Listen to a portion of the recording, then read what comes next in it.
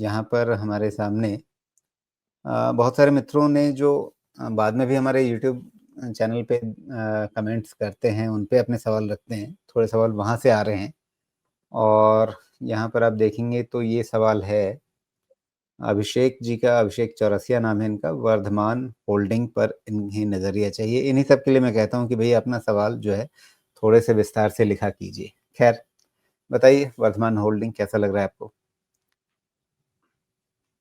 जी। मुझे अभी तक तो ठीक ही लग रहा है, कोई ज़्यादा दिक्कत नहीं है। और इसमें आपको at some point in time all time high touch करता हुआ तो मिल जाएगा, बिकॉज़ जो पूरा पैटर्न प्लेस में है। ओनली थिंग इज़ आपको ध्यान रखना है इमीडिएट टर्म और थोड़ा-सा मीडियम टर्म के हिसाब से। क्लोज़ है इसका 4880 और यहाँ से आप करीब 150 पॉइंट्स नीचे चले जाएँ, 4730 उसको आप 4700 कर लीजिए। Okay, that is the place. ये है तो मोमेंटम है, नहीं तो फिर करेक्शन है। ओके, मेरे हिसाब से। तो इसके नीचे करेक्शन कहाँ तक है? इसके नीचे करेक्शन कम से कम 10% हो सकता है। 50 डीएमए के नीचे तक करेक्शन हो सकता है। इस चीज़ का ध्यान रखिएगा और उस जी। करेक्शन के बाद फिर इस पे व्यू फिर से लेना होगा। रीज़न सिंपल है, क्योंकि ये इंसेसेंट एकदम चला जा रहा है तो चला जा रहा है। मतलब ऑलमोस्ट डबल हो चुका है and within no time I think 2800 का 5600 ये हो चुका है in between June and now. तो आप समझ सकते हैं कितना इसमें मूवमेंट हो चुका है, तो उसके अगेंस्ट का कूल ऑफ पेंडिंग है। जी। जो क्रिटिकल लेवल आपने बताया सुमेश, एक बार फिर से रिपीट कर देंगे? जी, बिल्कुल। सो क्रिटिकल में अभी सबसे ज़्यादा क्रिटिकल है 4730, उसको फैक्टर कर लें 4700। अगर वो गया तो 4400 प्लस माइनस 100 पॉइंट तो आ जाएगा। फिर वहाँ पे इसकी इवैल्यूएशन करेंगे। जी, ओके। लेकिन इससे पहले का टॉप था 4700 के आसपास ही, ओके। और उसके बाद उस लेवल को एक तरह से रिविज़िट करने के बाद थोड़ा-सा पीछे रह के 4500 तक आने के बाद इसने वापस एक कूल ऑफ दिया था और वो कंसोलिडेशन चला था 3800 के आसपास तक।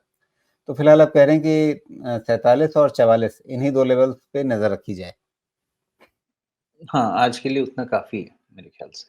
जी। अगर ये 47 रह गया ना तो क्लियर है कि ऑल टाइम हाई टेस्ट किए बगैर पीछे नहीं हटेगा। लेकिन ये तो हुई बात चार्ट की, लेकिन कंपनी कर क्या रही है? ये कंपनी छोटू-सी कंपनी है, आप अक्सर ये शब्द इस्तेमाल करते हैं छोटू-सा, 1,500 करोड़ रुपए की कंपनी है। हुँ, कॉम्पिटिशन किससे है? तो बजाज फाइनेंस से है, बजाज फिनसर्व से है, जियो फाइनेंशियल से है, श्रीराम फाइनेंस से है।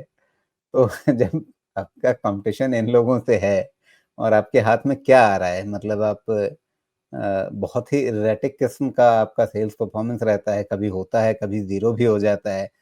नेट प्रॉफ़िट कितनी है आपकी? ये भी कमाल की चीज़ है, वो भी आप देखिए कि मतलब आप ज़ीरो सेल्स जिस तिमाही में करते हैं, उस तिमाही में आपको 26 करोड़ रुपए का मुनाफ़ा हो जा रहा है। ये क्या कंपनी है भाई साहब?